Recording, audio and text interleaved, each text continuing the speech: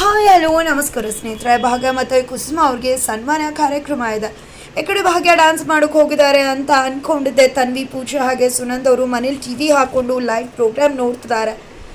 ಈ ಕಡೆ ಭಾಗ್ಯ ಮತ್ತು ಕುಸುಮ ಅವ್ರಿಗೆ ಗೊತ್ತಿಲ್ಲ ಅವ್ರಿಗೆ ಪ್ರಶಸ್ತಿ ಬರುತ್ತೆ ಅಂತ. ಬಿಕಾಸ್ ಭಾಗ್ಯ ಅಲ್ಲಿಗೆ ಬಂದಿದ್ದು ಡ್ಯಾನ್ಸ್ ಮಾಡುವ ಇಂಟೆನ್ಷನ್ ಅಂತ. ಕನಿಕಾ ಕೂಡ ಅದೇ ರೀತಿ ಕರೆದಿದ್ದು. ಈ ಕಡೆ ಕನಿಕಾಗೂ ಗೊತ್ತಿರಲಿಲ್ಲ ಈ ಒಂದು ಪ್ರಶಸ್ತಿ ಇವರಿಬ್ಬರಿಗೆ ಸಲ್ಲುತ್ತದೆ, ಅದು ನನಗೆ ಬರುತ್ತೆ ಅಂತ ಅಂದ್ಕೊಂಡಿದ್ರು. ಬಟ್ ಎಲ್ಲವೂ ಕೂಡ ಉಲ್ಟಾ ಆಯಿತು. ಎಲ್ಲ ಕಡೆ ವಿಚಾರಿಸಿ ಅತ್ತೆ ಸೊಸೆ ಬಾಂಧವ್ಯ, ಇಂಥ ಏಜಲ್ಲಿ ಸೊಸೆ ಓದಕ್ಕೆ ಹೋಗಿದ್ದು, ಮನೆ ನಿಭಾಯಿಸ್ತಿರೋದು, ಅತ್ತೆ ಅದಕ್ಕೆ ಸಾಥ್ ಕೊಡ್ತಿರೋದು. ಇವತ್ತಿನ ಸಮಾಜದಲ್ಲಿ ಅತ್ತೆ ಸೊಸೆ ಅಂದರೆ ಮೂಗು ಮುರಿತಾರೆ. ಆದರೆ ಅಮ್ಮ ಮಗಳ ಥರ ಇರೋ ಇವ್ರಿಗೆ ಸನ್ಮಾನ ಮಾಡಲೇಬೇಕು. ಇವರನ್ನು ಪ್ರೇರಣೆ ಯಾಕೆ ಮತ್ತಷ್ಟು ಜನ ಇವರನ್ನು ಪ್ರೇರಣೆಯಾಗಿ ತಗೋಬೇಕು ಅಂತ ಡಿಸೈಡ್ ಮಾಡಿದೆ. ಇವರಿಗೆ ಪ್ರಶಸ್ತಿ ಕೊಡಬೇಕು ಅಂತ ಆ ಒಂದು ಆರ್ಗನೈಸೇಷನ್ ಡಿಸೈಡ್ ಮಾಡಿದೆ. ಹಾಗಾಗಿ ಇಲ್ಲಿ ಭಾಗ್ಯ ಮತ್ತು ಕುಸುಮ ಅವ್ರಿಗೆ ಪ್ರಶಸ್ತಿ ಅಂತ ಗೊತ್ತಾಗ್ತಿದ್ದಾಗೆ ಈ ಕಡೆ ಕನ್ನಿಕಾ ಏನಾದರೂ ಮಾಡಲೇಬೇಕು ಅಂತ ಪ್ಲ್ಯಾನ್ ಮಾಡ್ತಾಳೆ. ಪ್ಲ್ಯಾನ್ ಮಾಡಿ ಭಾಗ್ಯನ ಬೇರೆ ಕಡೆ ಕಳಿಸಿ ಈ ಕಡೆ ಕುಸುಮ ಅವ್ರನ್ನ ಸಾಕಷ್ಟು ಪ್ರಶ್ನೆಗಳನ್ನ ಕೇಳ್ತಾಳೆ. ಈ ಕಡೆ ಕೇಳೋ ಪ್ರಶ್ನೆಗಳಂತೂ ಕುಸುಮ ಅವ್ರಿಗೆ ಕೋಪ ತರಿಸೋ ಹಾಗೆ ಇರುತ್ತೆ. ಭಾಗ್ಯ 10ನೇ ಕ್ಲಾಸ್ ಆದಮೇಲೆ ಏನು ಮಾಡಿಸ್ತೀರಾ, ಯಾಕೆ ಓದಬೇಕು, ಆನಂತರ ಅವಳು ಏನು ಮಾಡ್ತಾಳೆ, ಈ ರೀತಿ. ಜೊತೆಗೆ ನೀವು ಸ್ಕೂಲಿಗೆ ಕಳಿಸ್ತಿರೋದು ಜಸ್ಟ್ ನಿಮ್ಮ ಭಾಗ್ಯ ಕೆಲಸಕ್ಕೆ ಹೋಗಲಿ, ಅವಳು ಕಾಲ ಮೇಲೆ ಅವಳು ನಿಂತ್ಕೊಳ್ಳಿ ಅಂತಲ್ಲ, ನಿಮ್ಮ ಮಗ ಒಪ್ಕೋಬೇಕು ಅಂತ. ಜೊತೆಗೆ ಭಾಗ್ಯನ ದುಡಿಸ್ಕೊಳ್ಳೋದಕ್ಕೋಸ್ಕರ ಜೊತೆಗೆ ಅವ್ರು ನಿಮಗೆ ಡಿವೋರ್ಸ್ ಕೊಡ್ತಿದ್ದಾರೆ ನಿಮ್ಮ ಮಗ ನಿಮ್ಮ ಸೊಸೆಗೆ. ಹಾಗಾಗಿ ನಿಮ್ಮ ಭಾಗ್ಯ ಓದಿದ್ರೆ ಮನೇಲಿ ಉಳ್ಕೋತಾಳೆ, ಮರ್ಯಾದೆ ಉಳಿಯುತ್ತೆ ಅನ್ನೋ ಒಂದೇ ಕಾರಣಕ್ಕೆ ಅಲ್ವಾ ಅಂತ ಹೇಳ್ತಿದ್ದಾರೆ. ಇದರಿಂದ ಕುಸುಮ ಅವ್ರಿಗೆ ಕೋಪ ಬರುತ್ತೆ, ಕೆನ್ನೆಗೆ ತೆಗೆದು ಬಾರಿಸ್ತಾರೆ.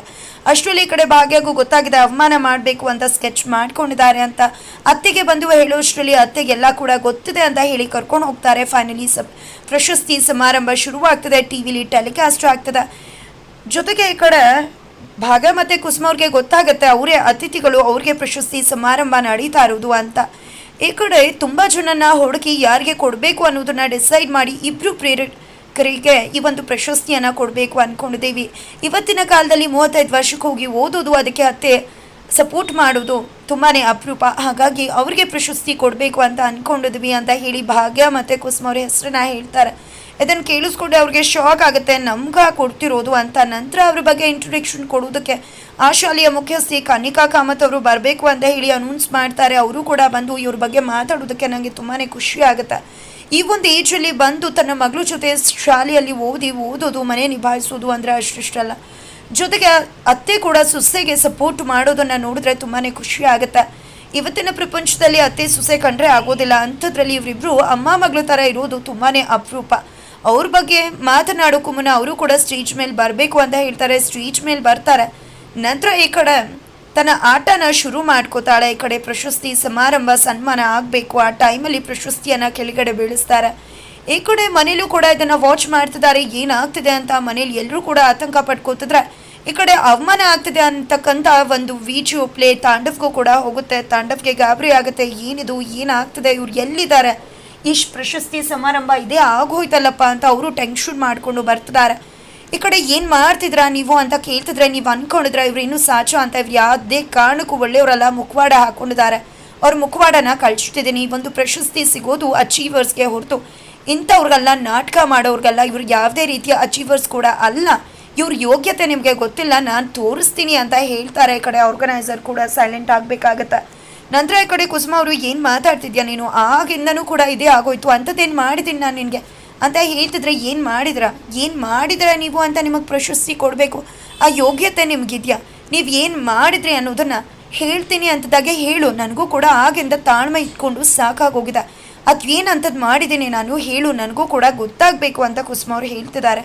ಗೊತ್ತು ಮಾಡ್ತೀನಿ, ನೀವೇ ಮಾತಾಡಿರೋ ಮಾತುಗಳನ್ನ ನೀವೇ ಕೇಳಿಸ್ಕೊಡಿ ಅಂತ ಹೇಳಿ ಸ್ಕ್ರೀನ್ನ ತೆಗೆದು ಅದರಿಂದ ಆ ಒಂದು ವಿಡಿಯೋನ ಪ್ಲೇ ಮಾಡ್ತಾರೆ. ಆ ಒಂದು ವಿಡಿಯೋದಲ್ಲಿ ಕನಿಕಾ ಕೇಳಿದ ಪ್ರಶ್ನೆಗಳಿಗೆ ಕುಸುಮ ಅವರು ಹೇಗೆ ಆನ್ಸರ್ ಕೊಟ್ಟಿದ್ರು ಅದನ್ನು ಎಡಿಟ್ ಮಾಡಿ ಹಾಕಲಾಗಿದೆ.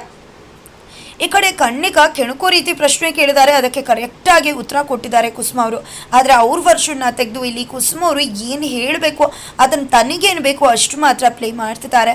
ಹೆಣ್ಮಕ್ಳು ಯಾಕೆ ಓದಬೇಕು ಅಂತ. ಹೆಣ್ಮಕ್ಳು ಓದದೇ ಇದ್ದರೆ ಅವರು ಸೊಸೆ ಅಂತ ಒಪ್ಕೊಳ್ಳೋದಿಲ್ವ, ಓದೋ ಅವಶ್ಯಕತೆ ಏನಿದೆ, ಓದದೇ ಇದ್ರೂ ಆಯಿತು ಅಂತ ಎಲ್ಲ ಹೇಳಿದ್ದು. ಜೊತೆಗೆ ಹೆಣ್ಮಕ್ಳು ಸೊಸೆಯಂದಿರಾಗಿ ಬರೋರು ಓದಲೇಬೇಕಾ, ಓದಲಿಲ್ಲ ಅಂದರೆ ಅವ್ರನ್ನ ಸೊಸೆಯಾಗಿ ಅಕ್ಸೆಪ್ಟ್ ಮಾಡ್ಕೋಬಾರ್ದ, ಹೆಂಡತಿಯಾಗಿ ಅಕ್ಸೆಪ್ಟ್ ಮಾಡ್ಕೋಬಾರ್ದ. ಯಾಕೆ ನಾನು ಓದಿಲ್ಲ, ನನ್ನ ಸೊಸೆ ಓದಿಲ್ಲ, ಈಗ ನನ್ನ ಸೊಸೆನ ನಾನು ಒಪ್ಕೊಂಡಿಲ್ವ ಅದಕ್ಕೆ ಹೇಳಿದ ಮಾತುಗಳು, ಜೊತೆಗೆ ನನ್ನ ಸೊಸೆ ಓದಿದ್ರೆ ಸಾಕು, ಯಾವುದೇ ಕಾರಣಕ್ಕೂ ಆಚೆಗೆ ಹೋಗಿ ದುಡಿಯೋ ಅವಶ್ಯಕತೆ ಇಲ್ಲ, ಅವಳು ನನ್ನ ಮನೇಲಿ ಇರ್ತಾಳೆ ಆರಾಮಾಗಿ ಅಂತ ಹೇಳಿದ್ದು ಎಲ್ಲವೂ ಕೂಡ ಪ್ಲೇ ಮಾಡ್ತಾರೆ. ಇದರಿಂದಾಗಿ ಏನಿದು, ನೀನೇ ಕೆಣಕಿ ನೀನೇ ಪ್ರಶ್ನೆ ಕೇಳಿ ನನ್ನಿಂದ ಕೋಪ ಬಂದು ಉತ್ತರ ತಗೊಂಡು ಈಗ ನಿನಗೇನು ಬೇಕು ಅಷ್ಟು ಮಾತ್ರ ಪ್ಲೇ ಮಾಡಿದ್ಯಲ್ಲ, ಯಾಕೆ ರೀತಿ ಮಾಡ್ತಿದ್ಯಾ ಅಂತ ಕೇಳ್ತಿದ್ರೆ, ಯಾಕೆ ಅಂದರೆ ನಿಮ್ಮ ಮುಖವಾಡನ ಕಳ್ಸೋಕೆ ಅಂತ ಹೇಳ್ತಾರೆ ಕನ್ನಿಕಾ. ಅಂತ ತಪ್ಪೇನು ಮಾತಾಡಿದ್ದೀನಿ ನಾನು ಮಾತಾಡಿರೋ ಮಾತುಗಳೆಲ್ಲ ಸರಿಯಾಗಿ ಇದೆಯಲ್ಲ ಅಂತ ಹೇಳಿ ನನ್ನ ಸೊಸೆ ಹೊರಗಡೆ ಕೆಲಸಕ್ಕೆ ಯಾಕೆ ಹೋಗಬೇಕು ಅಂತ ಹೇಳಿದ್ದೀನಿ. ಜೊತೆಗೆ ಓದಲೇಬೇಕಾ, ಓದದೇ ಇದ್ದರೆ ಸೊಸೆಯಾಗಿ ಒಪ್ಕೋಬಾರ್ದಾ ಅಂತ ತಿಳಿಸಿದ್ದೀನಿ. ಅದರಲ್ಲೇನಿದೆ ಅಂತ ಹೇಳ್ತಿದ್ರೆ ಅದರಲ್ಲೇ ಇರೋದು. ನೋಡಿದ್ರ ಇವ್ರಿಗೆ ಭಾಗ್ಯ ಹೊರಗಡೆ ಹೋಗಿ ದುಡ್ದು ಕಾಲ ಮೇಲೆ ನಿಂತ್ಕೋಬೇಕು, ಸ್ವತಂತ್ರವಾಗಿರಬೇಕು ಹೆಣ್ಮಕ್ಳು ಅನ್ನೋದ್ರ ಯಾವುದೇ ರೀತಿ ಯೋಚನೆ ಇಲ್ಲ.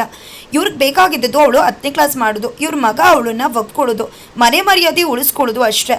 ಆ ನಂತರ ಈ ಕಡೆ ಭಾಗ್ಯ ಎಲ್ಲಿಗೆ ಹೋಗ್ತಾಳೆ, 10ನೇ ಕ್ಲಾಸ್ ಆದಮೇಲೆ ಏನು ಮಾಡ್ತಾಳೆ ಅಂದರೆ ಆ ಪ್ರಶ್ನೆಗೆ ಇವ್ರ ಹತ್ರ ಉತ್ತರನೇ ಇಲ್ಲ ಅಂತ ಹೇಳ್ತಿದ್ದಾರೆ. ಅದಕ್ಕೆ ಹೇಳಿದು ಇವ್ರಿಗೆ ಯಾವುದೇ ರೀತಿ ಹೆಂಗಸ್ಗೆ ಯೋಗ್ಯತೆ ಇಲ್ಲ ಈ ಪ್ರಶಸ್ತಿನ ಸ್ವೀಕರಿಸೋದಕ್ಕೆ. ಮತ್ತೆ ಭಾಗ್ಯ ಹೋಗಿ ಪಾತ್ರೆ ತೊಳೆಯೋಕೆ ಹೋಗೋದು ಅಂತ ಹೇಳ್ತಿದ್ದಾರೆ. ಈ ಕಡೆ ಭಾಗ್ಯ ಅಂತೂ ಸಿಡ್ದು ಹೇಳ್ತಿದ್ದಾಳೆ, ಈ ಕಡೆ ಮಗ ತಾಂಡವ್ ಕೂಡ ಬರ್ತಿದ್ದಾರೆ. ಫೈನಲಿ ಕುಸುಮ ಅವ್ರಿಗೆ ಆಗೋ ಅವಮಾನನ ತಡೆದು ಸನ್ಮಾನ ಮಾಡಿಸೋಕೆ ಭಾಗ್ಯ ಮತ್ತು ತಾಂಡವ್ ಇಬ್ಬರೂ ಕೂಡ ಕೈ ಜೋಡಿಸೋದ್ರ ಮುಖಾಂತರ ಅಮ್ಮನ ಮರ್ಯಾದೆಯನ್ನು ಕಾಪಾಡಿ ಕನ್ನಿಕಾಗೆ ಮುಖಭಂಗ ಮಾಡೋದಂತೂ ಶತಸಿದ್ಧ. ಹಾಗಿದ್ರೆ ಆಗಿದ್ದೇನು ಆಗೋದೇನು ತಿಳ್ಕೊಬೇಕು ಅಂದರೆ ಮುಂದಿನ ವಿಡಿಯೋಗೋಸ್ಕರ ವೇಟ್ ಮಾಡೋದನ್ನು ಮರಿಬೇಡಿ.